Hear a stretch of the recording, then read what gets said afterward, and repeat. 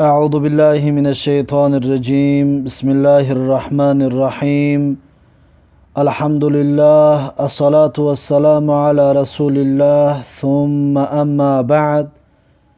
السلام عليكم ورحمة الله وبركاته. برادران عزیز و مهربان و خواهشمندان زبان عربی، الحمدلله که ما و شما از درس‌های علاوگی زبان عربی از مستوای اول، مستوای یکم از تعبیرها 9 درس گرفتیم و امروز به فضل و کرم الله تبارک و تعالی 10 درس را پیشنهاد میکنیم. الحوار الرابع می باشد، یعنی گفتگوی چهارم. گفتگوی چهارم همچنین در مسجد هست، لیکن صلات العید، نماز عید هست. نماز است و نماز عید می باشد. عید الاضحى، عید الاضحى، عید الاضحى گفته عید قربان را میگویند. عید الفطر عید رمضان را میگویند و عید الاضحى عید قربان را میگویند. پس در اینجا حوار گفتگو درباره عید می باشد و این درس علاوگی 10 درس می باشد. 10 درس علاوگی از تعبیرها می باشد. سالم میگوید که السلام علیکم و رحمت الله و برکاته. خالد و حسن، خالد و حسن دو کس جواب میتیند که و علیکم السلام و رحمت الله و برکاته.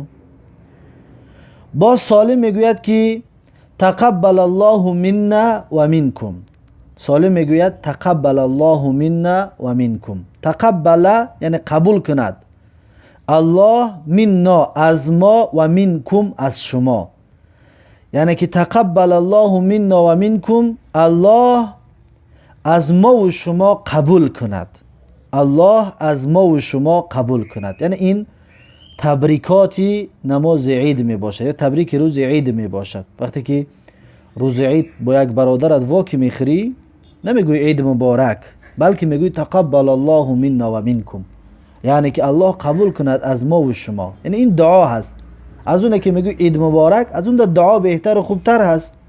بگوی که الله از ما و شما قبول کند این نماز عیدمون را و این روز عید را و عبادت های انجام داده امون را. خالد میگوید که خالد و حسن، این دو کس جواب میتید تقبل الله منا و منک، یعنی قبول کند الله از من، از ما و از تو. ببینید در بالا گفتیم که منا و منکم، کم یعنی شما، منا از ما و منکم از شما، لیکن در پایان گفت که منا یعنی از ما و منک از تو. یک کس، یک مرد باشد و منک میگوی، اگر زن باشد و منکی، یعنی تقبل الله منا و منکی، یعنی الله قبول کند از من و از ما و از تو ای زن. اگر مرد باشد تقبل الله منا و منک، یعنی که الله قبول کند از من و از تو ای مرد، یک مرد. اگر مردا بسیاری باشند میگوی تقبل الله منا و منکم، یعنی قبول کند الله از ما و از شما. اگر زنها باشند بسیاری باشند میگوی که تقبل الله منا و منکم و منکن، تقبل الله منا و منکن، یعنی قبول کند الله از ما و از شما ای زنها. اما اگر مرد و زنی بسیار باشد چی؟ مثلا 10 تا مرد و 10 تا زن باشد، چی میگیم؟ میگیم تقبل الله منا و منکم، به صیغه جمع مذکرش میاریم. تقبل الله منا و منکم. سالم میگه الی اینا، الی اینا به کجا؟ الی با اینا کجا؟ الی اینا به کجا؟ یعنی که اصلش کی به کجا میروی؟ به کجا میروی؟ لیکن الی اینا به کجا؟ حسن الی المصلا، حسن میگه که با مصلا میره. مصلا جای نماز عید میگذارن، اینا مصلا میگن. مسجد جای نماز 5 وقته را میخونی، مصلا جای نماز عید میگذاشتگی. اما در تاجیکای ما و شما یا در طرفای ما و شما نماز عید در مسجد میخونیم، اما سنت اصل این هسته که نماز عید رو در مصلا بخونیم. مصلا یعنی جای خاصه که برای نماز عید، یا میدان ده بخونیم شه. مثلا میدان در رفتن نماز عید خواندن این سنت است. لیکن در خودمون عادت شدگی است که در تاجیکستان که نماز عید را نه تنها در تاجیکستان، در بسیار دولت ها که نماز عید را در مسجد میخوانند. اصل سنت این است که در یگان میدان رفته بخوانی. مصلا همون جای نماز میخوندگی را میگن. رنگ مسجد جای نمازی که 5 وقته را میخوانی، مصلا جای نمازی که جنازه را، جای نماز جنازه را میخونی، جایی که نماز جنازه خوانده میشود یا جایی که نماز عید خوانده میشود. مصلا جای نمازخوانی را میگن. لیکن مصلی انسان نمازخوان را میگن. ببین یک حرکت چی فرق میکند. مصلا جای نماز میخوندگی، مصلی انسان نماز میخوندگی، آدم نمازخوان. سالم جواب میتد که و این مصلی العید، اون تشدیدی که در بالای یا میبینه اون باید در بالای لام باشد. مصلی العیدی میشود. المصلی العیدی یعنی که در کجاست جای نماز عید میخوندگی، جایی که نماز عید را میخوانند در کجاست. و این و در کجاست مصلی العیدی یعنی که جای نماز عید میخوندگی، جای نماز عید میخوندگی، جایی که نماز عید میخوانند در کجاست. خالد میگه هو قریب من هنا، خالد میگه وای نزدیک است از اینجا. هو وای قریب نزدیک است من هنا از اینجا، یعنی که جای نماز میخوندگی، جای نماز عید میخوندگی نزدیک است از اینجا. سالم میگه و ماذا بعد الصلاه والخطبه، و چی و ماذا یعنی چی و چی کار میکنی بعد الصلاه، بعد نماز و الخطبه و بعد خطبه، بعد نماز و بعد خطبه چی میکنی؟ و ماذا بعد الصلاه والخطبه و چی کار رو انجام میدهی بعد نماز و بعد خطبه. خالد میگه که خالد جواب میدهد که نذبح الاضحیه، نذبح الاضحیه، نذبح یعنی ذبح میکنیم، میکشیم الاضحیه، اضحیه رو یعنی قربانی رو، اضحیه یعنی قربانی. نذبح الاضحیه یعنی قربانی رو ذبح میکنیم. نذبح نحن، فاعلش نحن، یعنی ذبح میکنیم ما، الاضحیه یعنی که قربانی رو. سالم میگه لماذا، سالم جواب میدهد که برای چی، یعنی برای چی قربانی میکنید. خالد جواب میدهد که امتثالا لامر الله تعالی، امتثالا یعنی که بجا آورنده امر الله تبارک و تعالی را، یعنی که بجا میاریم امر الله تبارک و تعالی را. و اقتداء بسنت نبی صلی الله علیه و سلم، و اقتدا کننده هستیم با سنت پیامبر صلی الله علیه و سلم. الله گفته است که قربانی کنید، یعنی که ما بجا میاریم امر الله را. پیامبر خودش قربانی کرده است، ما اقتدا میکنیم با پیامبر و قربانی میکنیم و اضحیه میکنیم. اضحیه یعنی قربانی و قربانی میکنیم. اقتداء یعنی که حال کوننا مقتدیا بسنت نبی صلی الله علیه و سلم، یعنی که ما در حال بودنمون اقتدا میکنیم با سنت پیامبر صلی الله علیه و سلم. سالم فی امان الله، سالم میگه فی امان الله یعنی در امان الله باشی، در امان الله باشی. خالد و حسن این دو کس هم جواب میدن که فی امان الله یعنی در امان الله باشی. این بود گفتگوی درس علاوگی. میگذاریم بعد تدریبات. التدریب الاول یعنی که مشق یکم، اجب عن الاسئله الاتیه، میگه جواب از سوال های می اومدگی، اینجا سوال ها رو میارد باید ما و شما جوابش بدیم. میگه که ماذا تقول عندما تقابل صديقك يوم العيد، ماذا تقول یعنی چی میگویی تو عندما تقابل وقتی که وا میخوری صديقك یعنی دوستت را یوم العید روز عید. ماذا تقول عندما تقابل صديقك يوم العيد یعنی چی میگویی تو وقتی که وا میخوری با دوستت در روز عید. روز عید قطعی رفیقت وا خوردی چی میگویشه؟ مبارک شوه میگویی؟ نه، ما در بالا خواندیم که میگویی تقبل الله منا و منک. اگر یک کس باشد، اگر بسیاری باشد تقبل الله منا و منکم. همینطور میگوییم وقتی که رفیق مناکی دیدیم در روز عید، یعنی یک مسلمان رو رفیق معنیش این نیست که دوستی جرأت، یک مسلمان رو دیدیم میگیم تقبل الله منا و منکم، یعنی که الله قبول کند از ما و از شما. این دعا حفظ کنید. رقم 2 کم عیدا للمسلمین، یعنی چند عید است برای مسلمان ها. مسلمان ها چند عید دارند؟ کم عیدا یعنی چند عید است للمسلمین برای مسلمان ها، یعنی که مسلمان ها چند عید دارند. مسلمان ها چند عید دارند؟ میگیم عیدانی یعنی 2 عید دارند. یکمش عید فطر است، عید رمضان. دویمش عید اضحی است، عید قربان. ما مسلمان ها دو عید داریم، عید رمضان و عید قربان. رقم 3 این تصلی العید. این تصلی العید یعنی که در کجا میگذاری تو عید را، نماز عید را. این تصلی در کجا ادا میکنی نماز عید را. العید عید را، نماز عید را. تصلی میگذاری تو، میخوانی تو، ادا میکنی تو، به همین معناها است. این تصلی العید در کجا میخوانی نماز عید را؟ پس در جوابش میگه که اصلی فی المصلا. اصلی فی المصلا یعنی میخوانم نماز عید را در مصلا، در جای نماز عید میخواندگی، در جایی که نماز عید میخوانند در همون جا میخوانمش. رقم 4 هل خطبه العید قبل الصلاه؟ آیا خطبه عید پیش از نماز است؟ خطبه عید را پیش از نماز است یا بعد از نماز؟ ما و شما درس گذشته گفته بودیم که خطبه عید پیش از نماز می باشد، بعد نماز می باشد. خطبه جمعه پیش از نماز است، خطبه عید بعد نماز است، یعنی عکس یکدیگر هستند. پس میگوی که لا، خطبه العید بعد الصلاه، یعنی خطبه عید بعد نماز است. رقم 5 ما اسم العید الذي یأتی بعد رمضان؟ ما اسم العید الذي یأتی بعد رمضان؟ نه، میگد که نام عیدی که بعد رمضان میآید چیست؟ ما چی است؟ اسم العید نام عید، الذي همان عیدی که یأتی میآید، همون عید بعد رمضان، بعد از رمضان. یعنی عید رمضان میگیریم بود میکنیم بعدش عید میآید. همون عید نامش چی است؟ نامش ما و شما عید رمضان میگیم، اما در فقه چی میگن؟ او را عید فطرش میگن، عید الفطری یعنی عید فطر. بعد رمضان نمیگیم، برای رمضان غیر منصرف است، کسر را قبول نمیکنه، اصلا مضاف الیه باید رمضانی بگیم لیکن قبول نمیکند. علتش همین است که در آخرش الف و نون زائده دارد.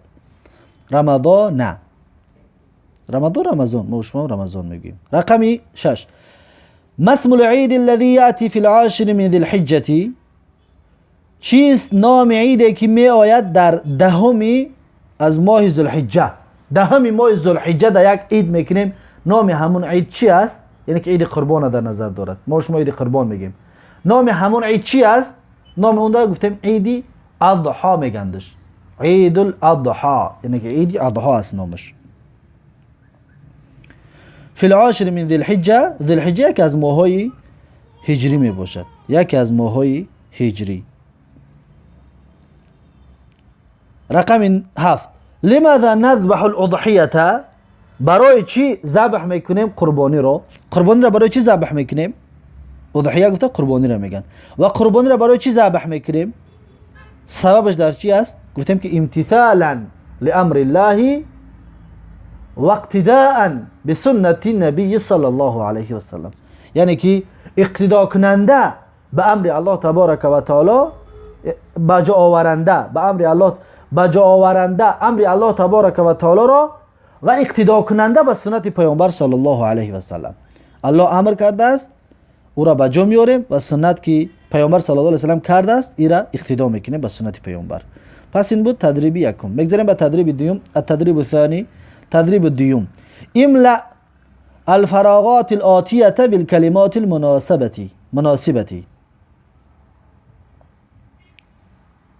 مناسبتی.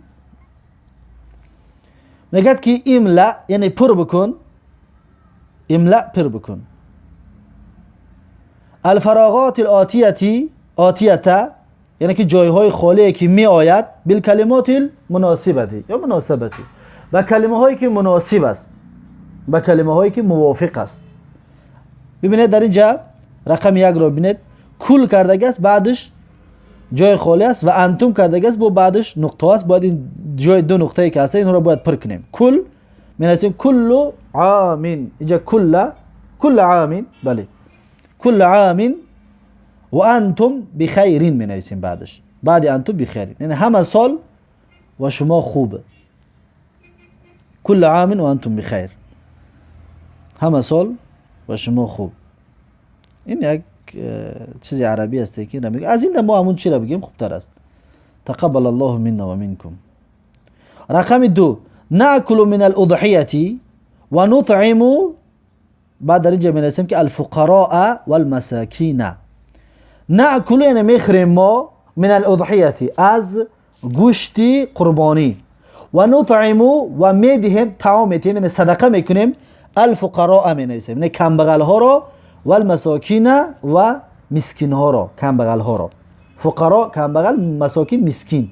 کمبغل ها و مسکین ها را ما صدقه میکنیم. نطعم یعنی صدقه میکنیم، طعام میدهیم یعنی صدقه میکنیم. رقم سه، صلاة العید، نماز عید در این جای خالی می‌نویسه که بعد الخطبه، قبل الخطبه، یعنی که نماز عید پیش از خطبه است. صلاة العید قبل الخطبه می‌نویسیم، یعنی که نماز عید پیش از خطبه است. اول نماز عید میخونیم بعد خطبه را میخونیم. رقم 4، اصلی صلاة العید فی، می‌نویسیم که المصلا، یعنی که میگذارم من نماز عید رو در جای نماز عید میخواندگی ها. فی المصلا، جای نماز عید میخواندگی. اصلی یعنی میگذارم من، صلات نمازی، صلات العید یعنی نماز عید را، فی المصلا یعنی که در جای نماز میخواندگی، نماز عید میخواندگی. رقم 5، ازورو یوم العید، در اینجا می‌نویسیم که ازورو اصدقائی یوم العید، یعنی زیارت میکنم من رفیقهایم را روز عید.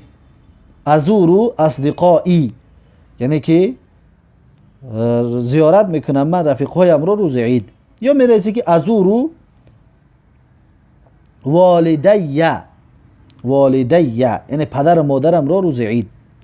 یا می‌نویسیم که ازورو المسلمین یوم العید، زیارت میکنم مسلمان ها را روز عید.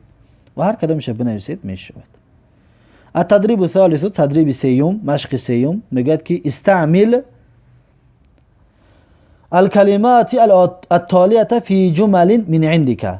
استفاده بر، میگه استعمل استفاده بر الكلمات التالية، الكلمات التالية یعنی کلمه های می اومدگی را، فی جمل من عندك در جمله های از نزد خودت. ببینید در اینجا 5 تا کلمه آوردگه: الاضحیه قربانی، العید عید، الخطبه خطبه نماز عید، الفقراء فقیرها کمبغلها، ازورو زیارت میکنم من. الان این 5 کلمه را بعضی خودتون یک جمله بنویسید. مثلا که اضحیه بنویسید که بعد نماز عید ذبح میکنیم قربانی را.